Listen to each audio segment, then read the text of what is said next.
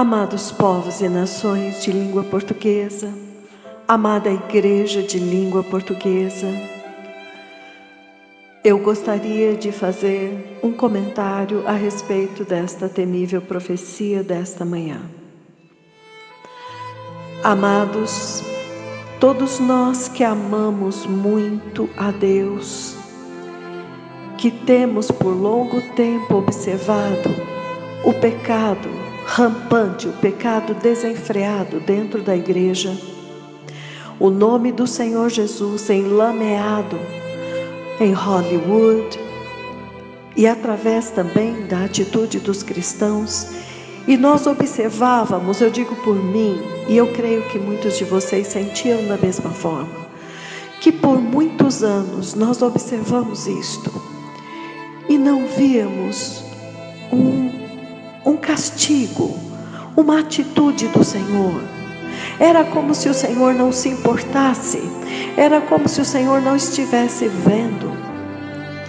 E por muitos anos, no nosso coração, havia um clamor: Senhor, faça algo, Senhor, mova algo na terra.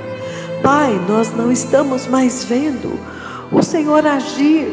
O nome do nosso Senhor Jesus tem sido enlameado e não há nenhum tipo de punição.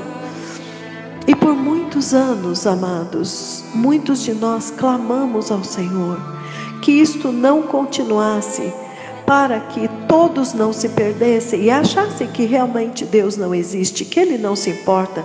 Pode falar o que você quiser, tá vendo? Eu posso falar o que eu quiser, blasfemar o nome do Senhor Jesus e a cruz dele em Hollywood, fazer peças de teatro, filmes nojentos, imagens nojentas do Senhor, e nada acontece, tá vendo? Se Deus existisse, Ele tomaria alguma atitude. Por muitos anos, amados, eu falo pelo meu espírito, o meu espírito gemeu diante do Senhor, porque com esta atitude e o silêncio de Deus, as gerações seguintes achariam que Deus não existe, que Ele não está na terra e que Ele não está vendo.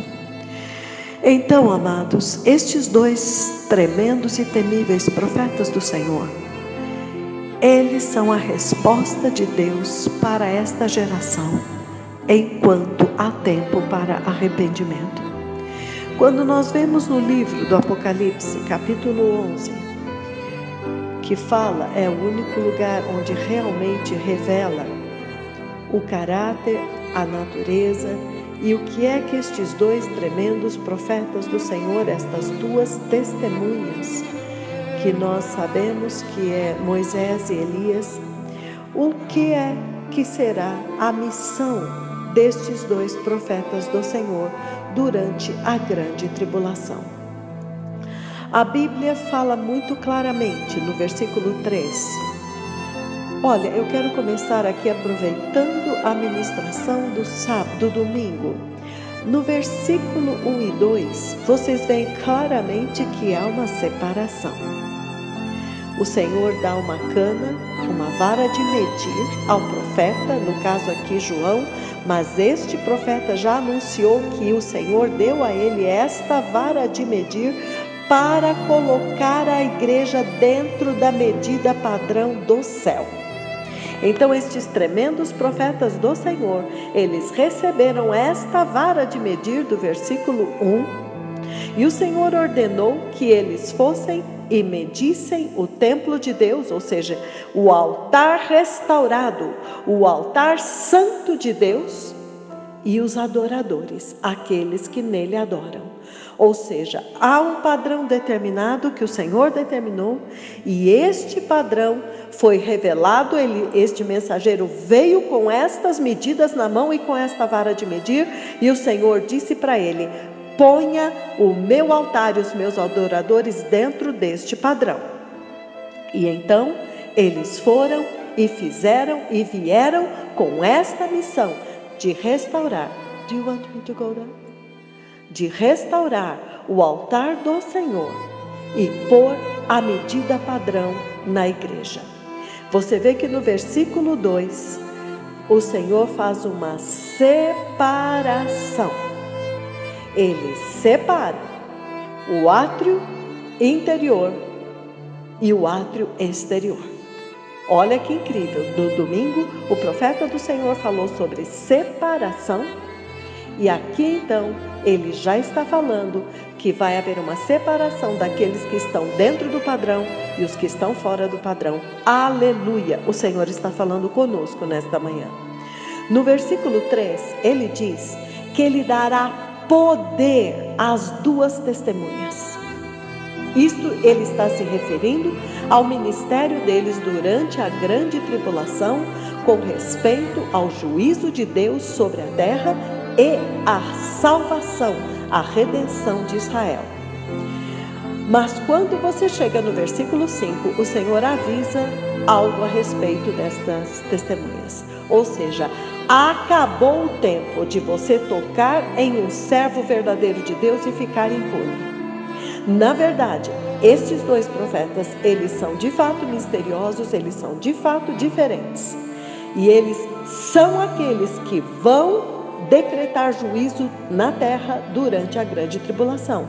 Só que o que a igreja não estava esperando é que o Senhor iria liberar estes profetas para fazer a mesma obra na igreja, para julgar as nações e para purificar a igreja e prepará-la para entrar no reino de Deus. Então no versículo 5 ele avisa: se alguém lhes fizer mal, fogo sairá da sua boca e devorará os seus inimigos. Se alguém quiser lhes fazer mal, importa que assim seja morto.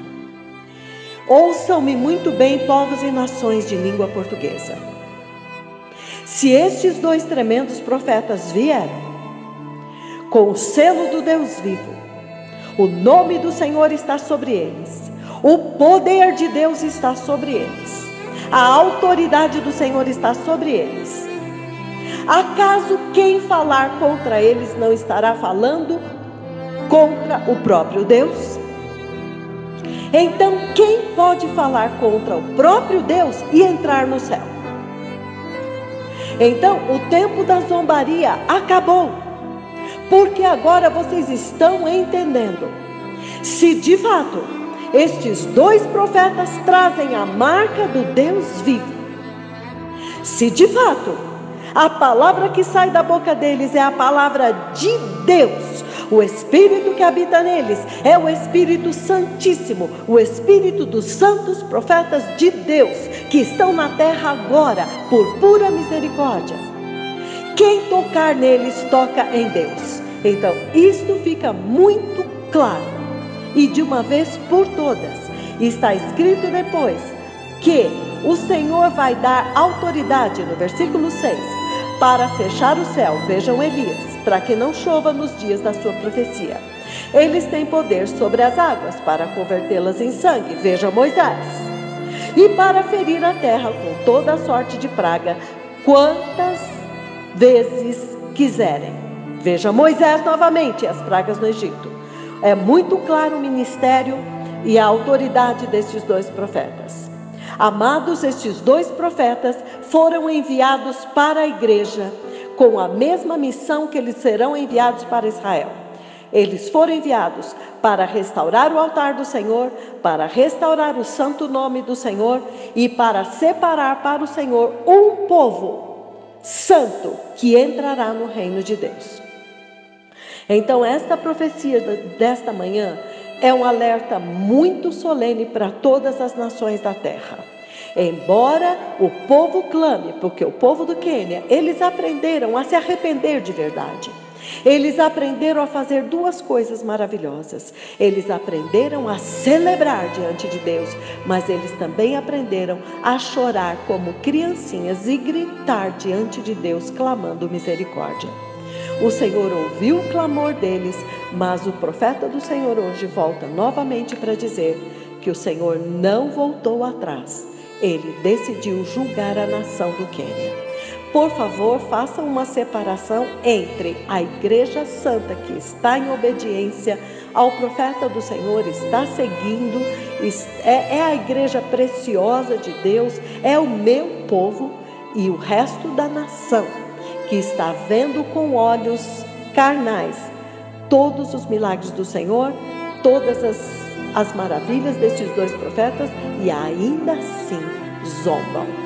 Filhos do inferno, realmente. Uma igreja apóstata, invejosa, porque não está acontecendo. Ela quer por toda a lei derrubar, como os fariseus fizeram com Jesus. Lembra quando está escrito no livro de João, que os fariseus, a igreja apóstata daqueles dias, decidiram matar Jesus e Lázaro, a quem ele tinha ressuscitado, porque é óbvio, a multidão estava seguindo-os.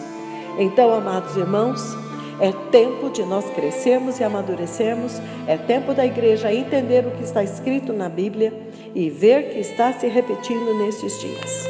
Aonde nós seremos achados? Do lado do Senhor, nos humilhando e reconhecendo que o Senhor enviou alguém, uma hoste celestial, para uma missão infalível, porque agora o combate é tremendo, irmãos, porque agora realmente esta igreja vai ter que entrar, e estes profetas estão empurrando esta igreja para cima, para dentro do céu, para subir os degraus, e eles estão diante de Deus, declarando as vestes do Senhor para esta igreja e trazendo estas vestes e vestindo a igreja. Bem-aventurados aqueles que ouvirem, bem-aventurados aqueles que temerem. Então vamos ouvir estas profecias com maturidade, com temor e tremor. Quem tiver ouvidos para ouvir, que ouça. Quem tiver um coração para entender, que entenda. Que se arrependa, se humilhe e corra esta carreira, porque não há muito tempo mais. A mudança do profeta do Senhor, a retirada dele vai acontecer. Nós vimos nas últimas profecias dois fatos. O Senhor leva o seu servo até um riacho e ali ele revela, ele manifesta Elias. Ou seja, é uma experiência espiritual do Senhor com o seu servo, preparando-o e revestindo-o de Elias para prepará-lo para a tribulação. E então, uma outra visão, onde ele vai a um lugar, aí é físico, e tudo indica que isto será Israel. Amados irmãos, esqueçam Hollywood. Esqueçam aqueles homens barbudos, com aquela aparência, saindo fogo da boca. Em nome de Jesus, esqueçam estas imagens. O profeta Elias e o profeta Moisés, que vai se manifestar então, os dois, aí serão dois em Israel, durante a grande tribulação. Nós não veremos isso, mas Israel verá dois. Lá, realmente, não vai ter nada a ver com Hollywood. Preparem-se, amados, para sair. Preparem-se para subir. Recebam as vestes, que é o sangue de Jesus. Rejeitem todo questionamento, porque não é Deus que está errado, não é este profeta que está errado, somos nós que estamos apostatados e não conhecemos a Deus, o Deus vivo, o Deus da Bíblia, que está andando na terra agora, através destes dois poderosos mensageiros do céu. Quero lembrar os irmãos que o Quênia não está em zona de risco, não é região sujeita a terremotos. Este terremoto que aconteceu no domingo foi um sinal de Deus para todos eles. É como o Brasil. O Quênia não está em zona de terremotos, sujeita a abalos sísmicos, não. Qualquer terremoto que surgir aqui é juízo de Deus, é Deus. Amém? Amados irmãos, vamos nos humilhar diante do Senhor. Que o Senhor encontre no Brasil um povo pronto, um povo maduro. Em nome de Jesus. Shalom.